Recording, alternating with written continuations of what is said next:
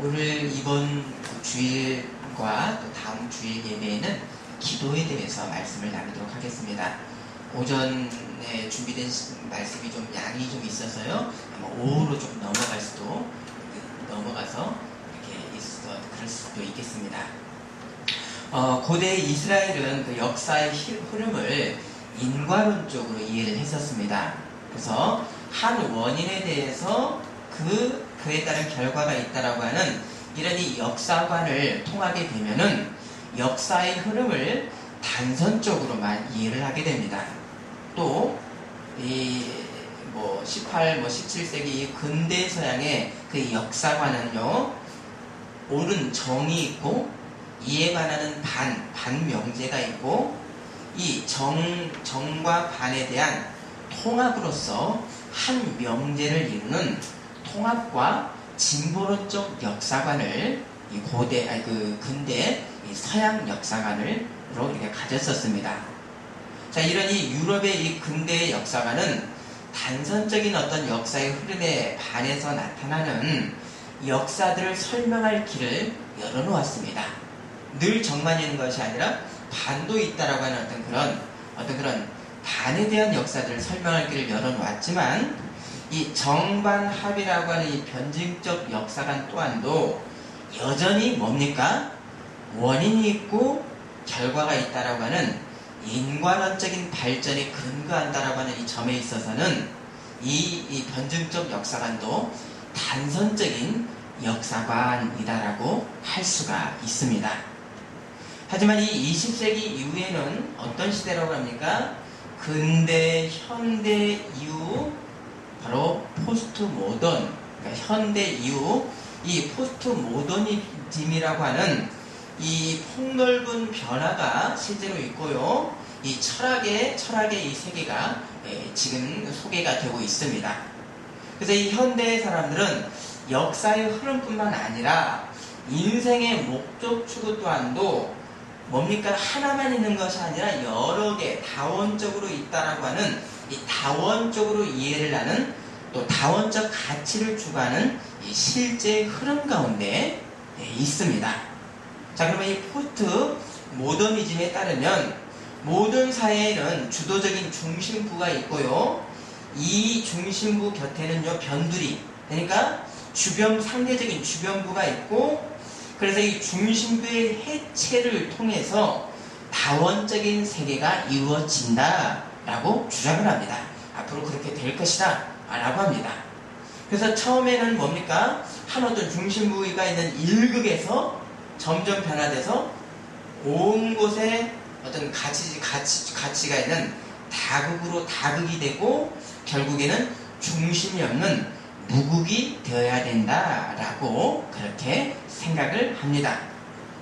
자, 이러니 역사 이해와 그 영향으로 인해서 라이너 알베르츠라고 하는 이 독일의 구약 신학자의 연구 결과가 아주 뛰어난 연구 결과가 있었는데, 이스라엘 이 유대인들의 이 사회 중심부에는 바로 무엇이 중심하고 있습니까?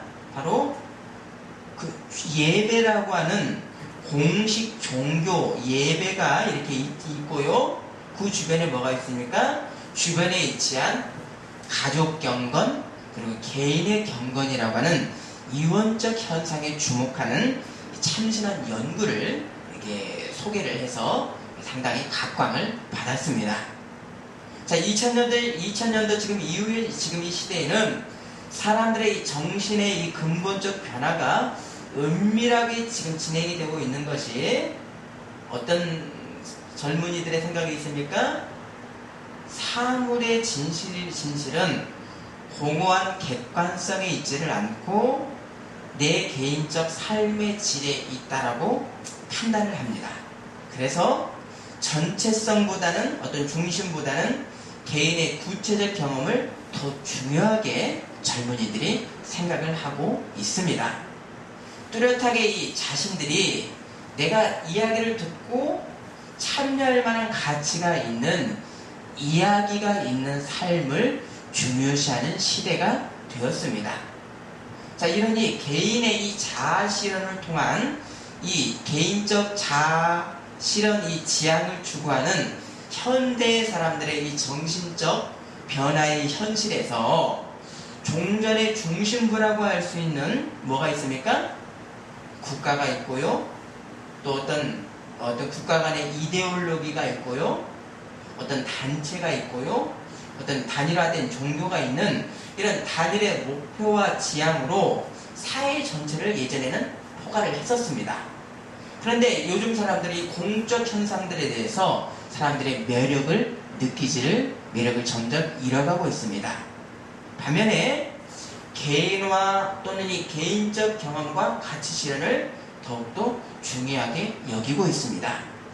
자, 이런 이 변화 가운데서 신앙의 은혜와 경건의 시작, 우리의 어떤 그런 경건의 훈련이 무엇이겠습니까? 바로 근원적인 기도라고 하는 영적인 공간이 우리에게 주어져 있습니다. 기도는 예나 지금이나 변함이 없는 신앙의 본질입니다. 기도는 신앙인들의 은혜의 통로가 됩니다. 그런데 이 기도를 통해서 우리가 하나님을 체험하는 것은요, 우리가 이렇게 집단적으로 이렇게 단체로 모여 있다고 해도 만약 내가 개인적 체험이 없다고 한다면 우리 집단의 체험은 나에게는 의미가 없습니다. 기도는 뭡니까? 집단적 체험이면서 개인적 경건의 본질입니다. 참, 그래서 이렇게 다원적 그리고 또 중심부적 어떤 이 두 양의 어떤 이 성격을 갖고 있는 기도의 그런 모습입니다. 자, 이 구약의 신앙 선조들이 받았었던 이 하나님의 계시에 세 가지의 매체가 있는데 뭐겠습니까? 한번 말씀해 주시죠. 자, 공적으로요, 구약 시대에, 지금도 마찬가지죠. 제사, 또 예배와 같은 공적 예배가 하나님의 계시를 받는 통로입니다. 또 둘째는 뭡니까? 기록된 하나님의 말씀이고요. 셋째가 무엇이겠습니까? 개인적 경건 생활인 기도, 찬양, 헌신을 통한 하나님의 계시를 받는 이 매개체들입니다. 자, 이런 이 하나님 계시의 매개체들을 통해서 하나님을 신앙했었던 이 유대인들은 언제 멸망했었죠? 예수님 오시기 이제 몇백 년 전에 대략 586년대에 멸망을 했습니다. 그래서 이 나라 사람들이, 이 유대인들이 바벨론 포로로 끌려가면서 나라를 잃어버렸고요. 나라를 잃고 또 무엇이 무너졌습니까? 성전이 무너졌고 포로로 끌려갔으니까 공식적인 중앙 예배인 성전 예배도 잃어버렸습니다. 또 기원전 약 2500년도 전이니까 당시에는 이 문자화된 성경마저도 일반인들이 갖기가 매우 어려웠던 상황이었습니다. 그래서 이 나라가 망했던 이 유대인들은 기도와 같은 이 개인적 경건이 하나님의 계시를 받을 수 있는 중요한 수단으로서 그들의 신앙을 지킬 수가 있었습니다. 하지만 그때도 그렇고요, 지금도 그렇고요, 이 기도를 통한 이 하나님의 이 계시는 기록된 성경과는 다르게 하나님으로부터 이 말씀이 왔다라고 하는 확실한 그 근거, 그 권위를 찾기가 어렵습니다. 기도했다고 해서 다 하나님 말씀을 들었다고 하는데 그것이 하나님의 말씀인지 사람의 어떤 음성인지 우리가 그 근거를 찾기가 어려운 그런 부분이 있습니다.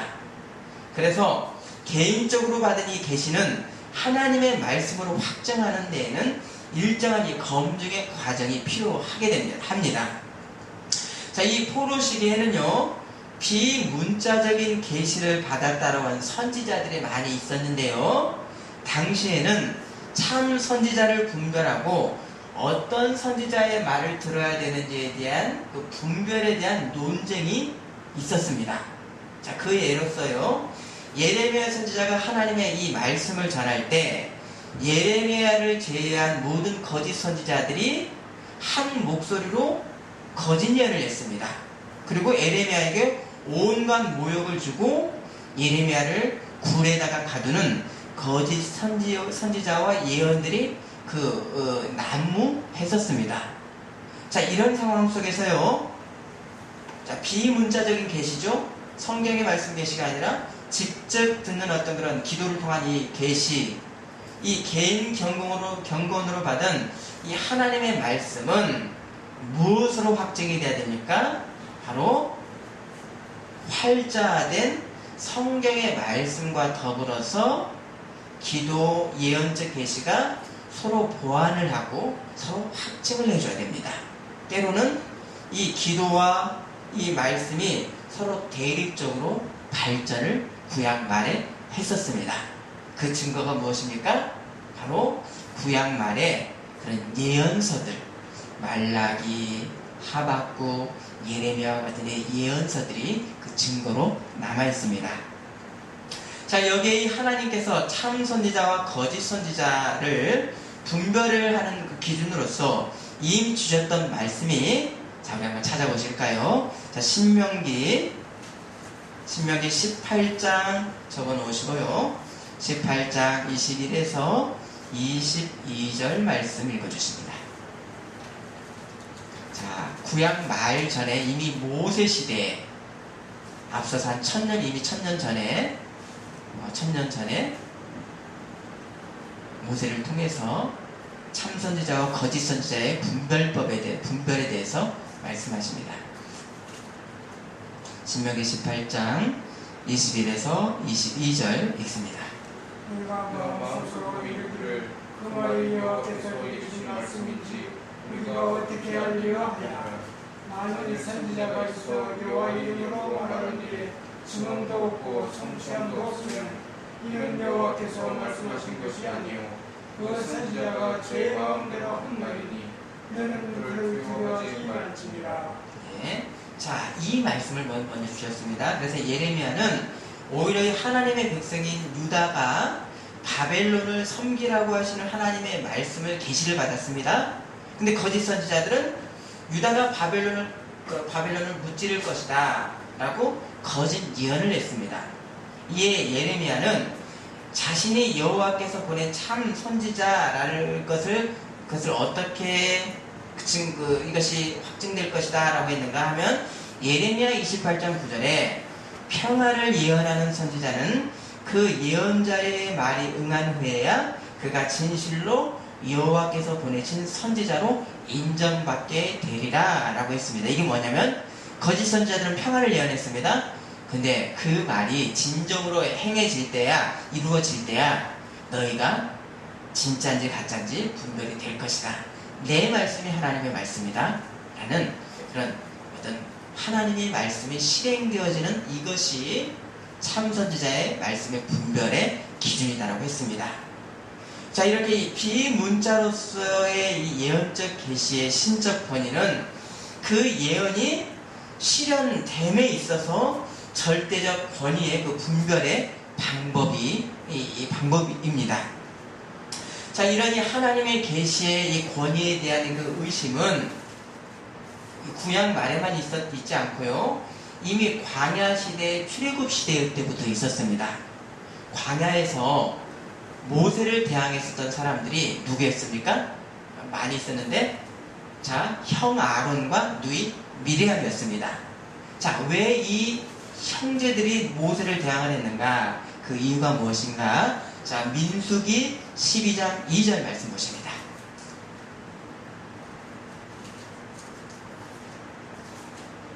민수기 12장 2절.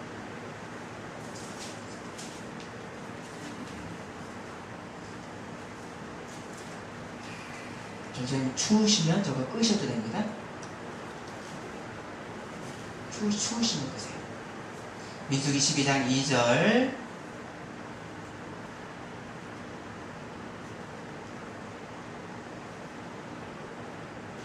읽어주십니다.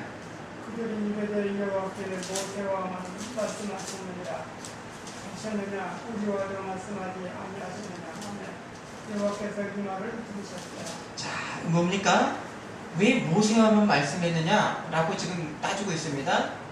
하나님의 기록된 말씀을 대표하는 모세가 있고요. 또 꿈과 예언과 신비적 경험으로 대표되는 비문자적 계시를 받는 누굽니까? 예언자의 대표인 아론과 미리암 세 사람이 갈등을 하고 있습니다. 자, 이때 하나님께서 그들을 장막 밖으로 나오라고 하셨습니다. 그리고 이제 하나님의 말씀입니다. 민수기 12장 6절에서 8절 읽어주십니다. 내 말을 들으라. 내 중에 선지자가 있으면 나 여호와가 환상으로 나를 그에게 알리기도 하고 꿈으로 그와 말하기도 하거니와 내 종 모세는 그렇지 아니하니 그는 내 온 집에 충성하리라. 그와는 내가 명백히 말하고 은밀한 말로 하지 아니하며 그는 또 여호와의 영상을 보는 내가 어찌하여 내 종 모세에 비방하기를 두려워하지 아니하느냐. 자, 이렇게 모세 시대에도요, 또한 성전 예배가 사라진 이 포로 시기에도요, 하나님 계시에 대한 신적 권위에 대한 그런 어떤 분란과 혼란이 있었습니다. 자, 이런 이 혼란의 상황에 1차적 하나님의 계시의 권위가 무엇이라고 이미 광야 시대에 말씀하셨습니까? 바로 뭐죠? 내가 선지자들로도 내 말을 전하고 꿈으로도 그들을 만나나 내 종 모세와는 같지 아니하나니 나는 그와 대면하고 명백히 말하나니 합니다. 자, 곧 뭡니까? 모세가 받았던 권위, 기록된 하나님의 말씀인 성경의 절대적 권위가 바로 예언과 어떤 환상에 앞서 있다라는 것을 이미 광야 시대에 하나님이 확증하셨습니다. 하지만 이 주전 9세기부터 엘리야를 시작으로 일어났던 운동이 뭡니까? 바로 예언자, 선지자 운동이 일어났습니다. 왜 일어났습니까? 왕과 이스라엘 백성들이 하나님의 말씀을 자꾸 어기니까 하나님의 말씀을, 이 문자의 말씀을 순종하지 않으니까 예언자를 통해서 말씀하셨습니다. 그래서 이 예언자들은 하나님의 말씀을 직접 듣고 환상과 꿈으로 이 신비적 계시를 예언자들이 받았습니다. 특히나 나라가 망했었던 이 포로기 전후에는 많은 그런 말씀의 해석을 통한 그런 한 말씀이 있고 또 말씀을 해석해야 되는 2차적 계시가 아니라 하나님으로부터 직접 듣고 또 예언자들이 바로 전하는 그 예언의 말씀으로 하나님의 뜻을 듣는 그런 시대가 구약 말의 시대가 되었습니다. 그래서 이 성경의 신적인 계시의 권위를 의심할 수는 없지만 참된 예언자들이 전하는 카리스마, 은사를 통한 이 하나님의 말씀, 직접적인 하나님의 말씀의 권위 또한도 함께 있었던 상황이 언제입니까? 구약 말 포로기 전후의 그런 상황입니다. 자, 이에 따라서 하나님의 이 말씀의 이 학자들은 예언적인 계시가 지닌 이 하나님으로부터의 기원이 그것이 맞는가, 권위가 이 하나님의 말씀의 권위가 있는가, 이 확신성을 찾으러 가는 노력을 이 구약 말씀의 학자들이 할 수뿐이 없었습니다. 그럼 이 예언자들뿐만 아니라 우리들도 이 기도를 통해 하나님의 말씀을 뜻을 우리는 듣습니다. 그럼 이 하나님의 말씀의 신적 권위를 우리가 어떻게 분별할 수 있습니까? 어떻게 분별할 수 있습니까? 이 질문이 우리에게 남게 됩니다. 우리 다 기도하시지요? 곧 성경으로 보여주신 비문자적 이 예언적 하나님의 계시의 원형은 도대체 무엇이고 우리는 어떻게 내가 기도를 통해서 하나님의 뜻을 내가 알았다면 그것이 하나님으로부터 온 음성이 맞는가? 이것을 우리는 어떻게 분별할 수 있는가? 바로 성경을 통해서 어떤 그런 역사들이 있었는가 우리는 분별할 수가 있습니다. 바로 그 하나님 계시의 원형적 어떤 역사가 무엇인가? 사무엘이라고 하는 선지자요 사사를 통한 그 역사에서 우리가 볼 수가 있습니다.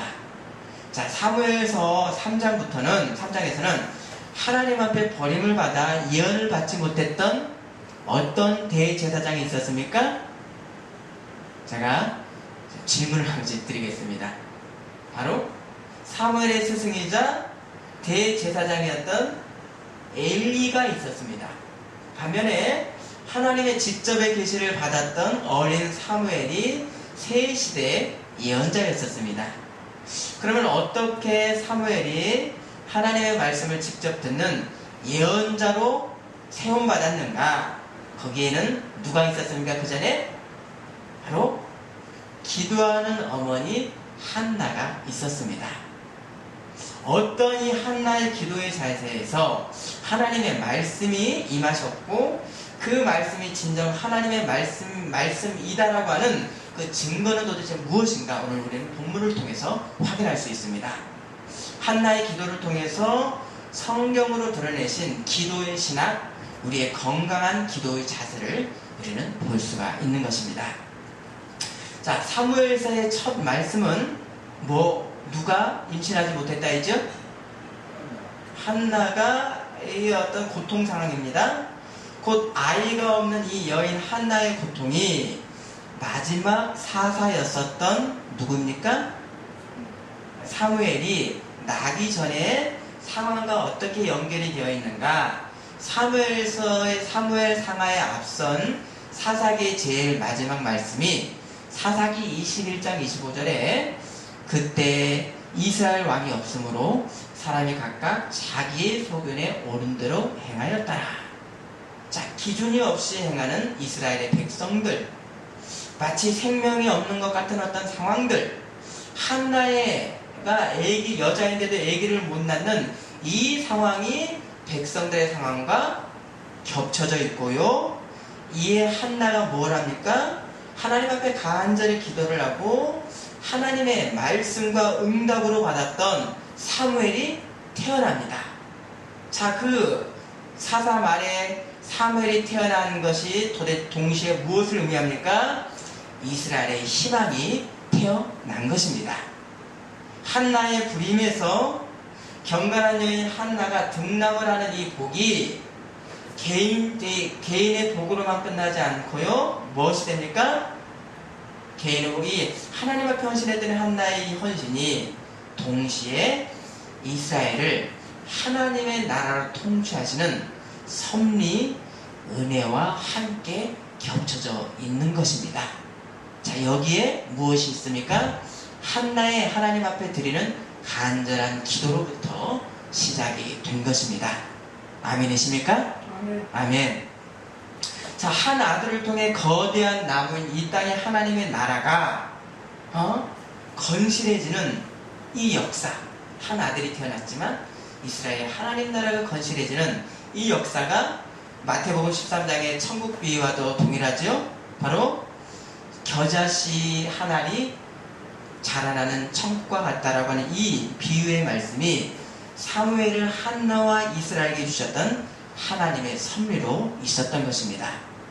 마태복음 13장 31에서 32절, 천국은 마치 사람이 자기 밭에 갖다 심은 겨자씨 한 알 같으니 이는 모든 씨보다 작은 것이로되 자란 후에는 풀보다 커서 나무가 되매 공중의 새들이 와서 그 가지에 깃들을 이느니라.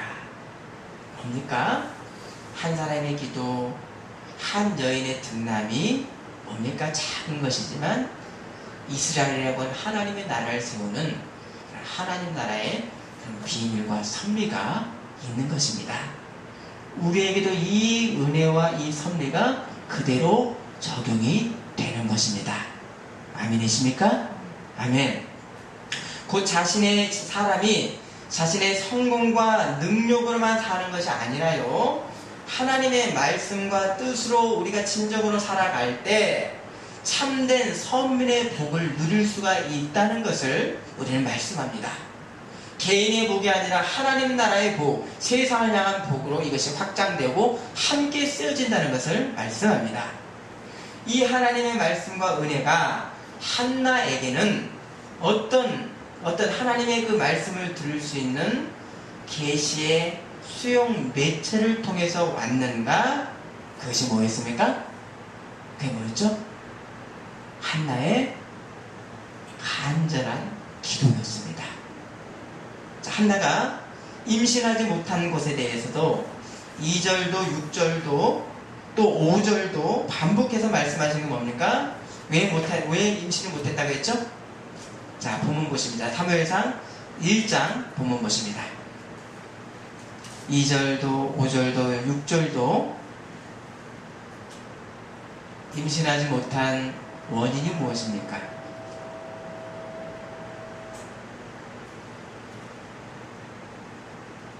육 절 처음에 있죠?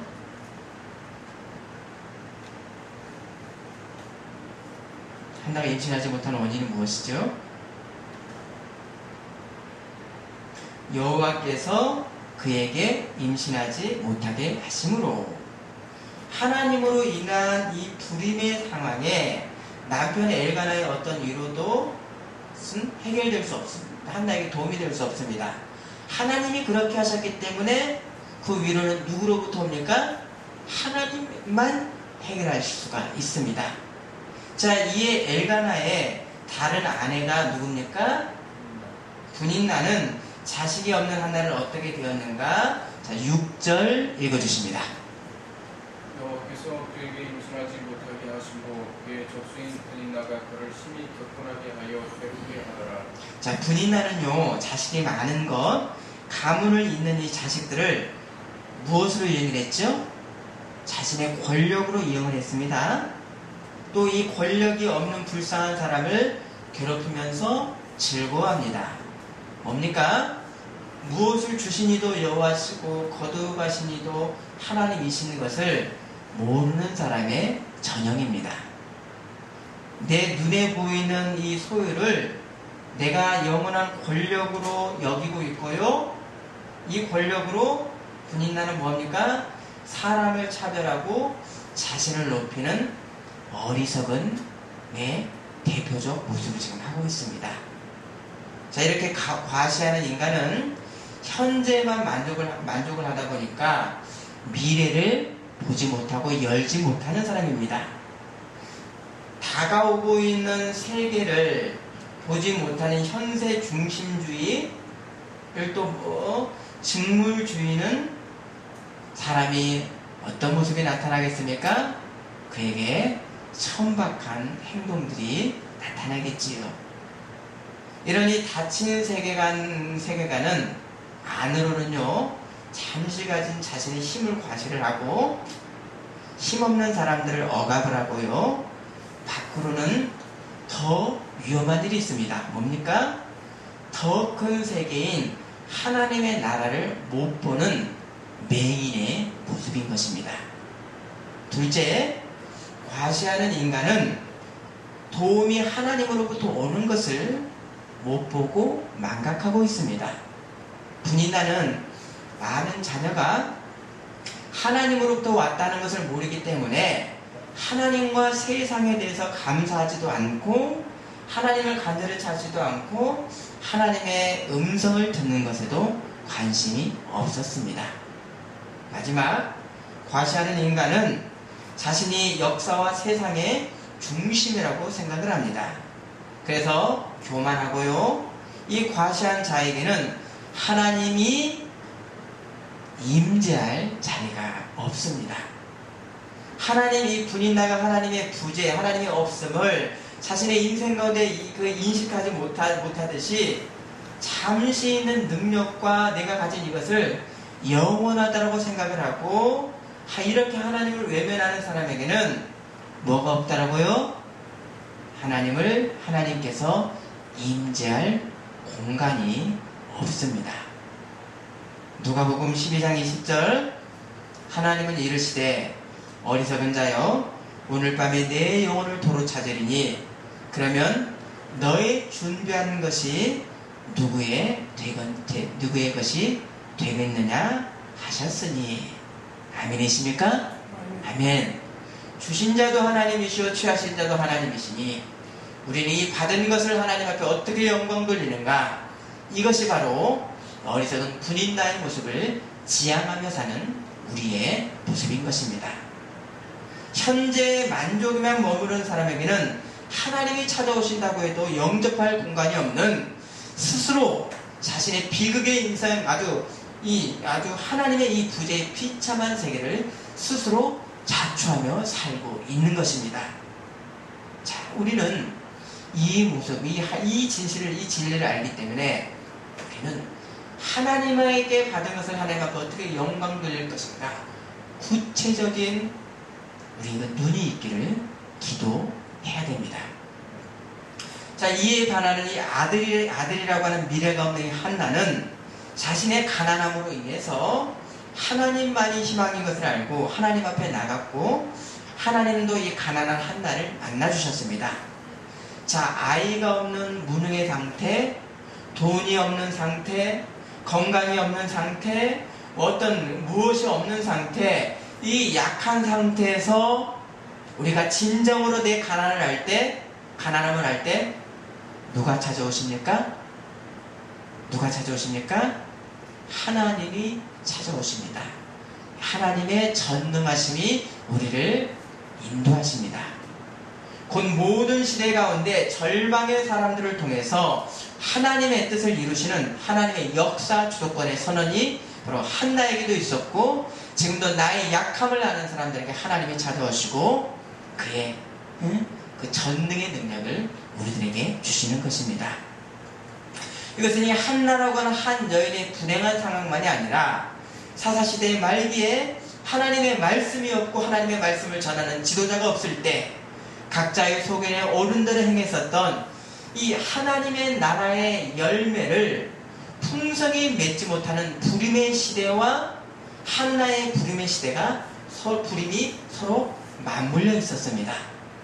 여기에 하나님은 한나의 태중에 한 생명을 주셔서 그리고 이스라엘을 하나님의 나라로 세우는 역사를 주도하셨던 역사의 증거가 사사기의 사무엘서 말씀에 기록되어서 우리에게 지금 말씀으로 주십니다. 자, 이 무기력한 시대에 하나님의 말씀에 신실했던 사람들은 하나님의 말씀을 듣기 위해서 어떻게 자신의 소임을 다했는가? 사무엘상 1장 3절 읽어주십니다. 자, 보시고 성경 보십니다. 사무엘상 1장 3절 읽어주십니다. 이 사람들은 자기 성읍에 나와서 실내에 올라가서 하나님의 여호와께 예배하며 제사를 드리는데. 자, 누굽니까? 엘가나, 사무엘의 아버지 엘가나는 그때에도 하나님 앞에 신실히 나아갔습니다. 또 누굽니까? 현재 가진 것이 없는 이 한나도 분인나와 같은 세상의 방법으로 분인나를 대하지 않고 한나는 누구에게 나갔습니까? 하나님 앞에 간절한 기도로 나아갔습니다. 10절 11절 읽습니다. 한나가 마음이 괴로워서 여호와께 기도하고 공복합니다. 11절이요. 소원하여 이르되 만군의 여호와여, 만일 주의 이름에 공덕을 보시고 나를 기억하사 주의 종을 잊지 아니하시고 주의 종에게 내 아들을 주시면 내가 그의 평생에 그를 여호와께 드리고 삭도를 그의 머리에 대지 아니하겠나이다. 자, 기도는요 하나님과의 만남의 자리입니다. 그래서 이 기도에서 우리는 뭘 먼저 보게 됩니까? 내 원래의 모습이 무엇인가? 그래, 나의 가난함을 아는 사람이 하나님께 기도함으로 하나님을 만나는 자리입니다. 내 가난함을 모르고 하나님을 우리는 진실하게 만날 수 없습니다. 예를 들어서요, 야곱이 수천의 가축대를 끌고 가나안에 돌아갔었지만 형 에서의 목숨의 위협 아래서 모든 것을 다 앞서 보내고 야복강에서 야곱은 홀로 기도했습니다. 야곱이 원래 빈 몸으로 가나안을 떠났었던 그 가나안의 위치, 가나안의 본 모습으로 하나님 앞에 살려달라고 간절히 기도했습니다. 이렇게 참된 기도는 하나님 앞에서 내가 아무것도 아니라는 것을 알고, 볼 줄 알고 고백하고 하나님이 나의 전부이다라는 것을 알고 고백하는 자리인 것입니다. 여기에 하나님이 받지 않는 기도는 나는 저 세례와 같지 않다라고 하는 내 의의 자세는 바로 하나님도 사실은 하나님 없이도 살고 있는 하나님이 받지 않는 기도의 모습인 것입니다. 기도는 뭡니까? 오직 하나님만을 바라봄이 내 가난함을 아는 것이 기도의 첫 번째 본연의 자세인 것입니다. 한나가 또 우리가 하나님 앞에 가난한 자의 본연의 모습에 우리가 서 있다면 다음의 단계는 무엇인가? 바로 내가 진정으로 원하는 간구가 무엇인가? 그 간구를 올리게 됩니다. 우리가 하나님 앞에 심령의 가난함이 없이 하는 우리 하나님 앞에 내가 간구를 할 때 우리에게서 기인하는 것이 하나님의 뜻이겠습니까? 사람의 뜻이겠습니까? 내 가난함이 없이 기도할 때는요, 부한 사람의 기도는요, 사람의 뜻이겠습니까? 하나님의 뜻이겠습니까? 사람의 뜻이 많이 나을 것입니다. 10절, 한나가 마음이 괴로워서 여호와께 기도하고 통곡하며, 이제 한나의 가난함에서 자신의 청혼이자 하나님의 섭리를 기도합니다. 만일 여종의 고통을 돌보시고 나를 기억하사 주의 여종을 잊지 아니하시고 주의 여종에게 아들을 주시면 내가 그의 평생에 그를 여호와께 드리고 삭도를 그의 머리에 대지 아니하겠나이다. 만일 하나님의 아들을 주시면 그것은 애가 없는 나에게 권력과 힘으로 사용되는 것이 아니라 누구의 영광입니까? 하나님의 영광의 아들로서 하나님께 받은 은혜를 다시 돌려드리겠습니다 라고 하는 한나의 청혼, 하나님의 뜻을 한나가 기도하고 있습니다. 아멘이십니까? 아멘. 불임의 여인에게 한나를 아들을 주셨던 이 하나님의 은혜는 개인의 은혜만이 아니라 동시에 하나님 나라의 희망으로 쓰여야 되고 하나님 나라의 영광을 위한 하나님의 영광이 결국 누구의 영광입니까?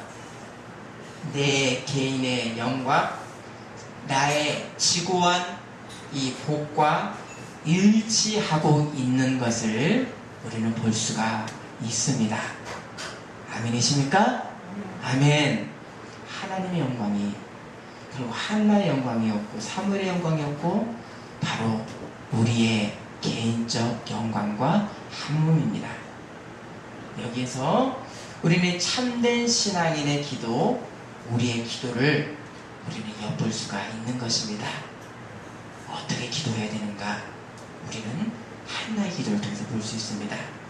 자, 시간이 가서요, 오후 시간에 말씀, 오전 예배와 또 오후 예배에 준비된 말씀을 나누도록 하겠습니다. 기도하시겠습니다.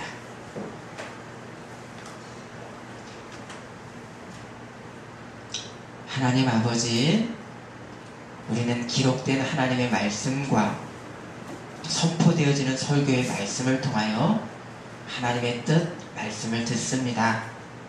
그러나 또한 개인적으로 하나님 앞에 기도하는 이 기도의 생활을 통해 하나님의 말씀과 뜻을 우리는 듣습니다. 하나님, 우리가 어리석고 내 욕심에 차서 하나님의 뜻을 내 뜻으로 왜곡하는 어리석음이 없을 수 있도록 인도하여 주시옵소서. 먼저 내 심령이 원래의 모습 가난함을 보게 하시고, 그러함으로 내 뜻을 구하는 것, 결국 하나님의 뜻, 하나님의 영광을 간구하는 그런 참된 기도의 사람 될 수 있도록 인도하여 주옵소서. 예수님의 이름으로 기도드립니다.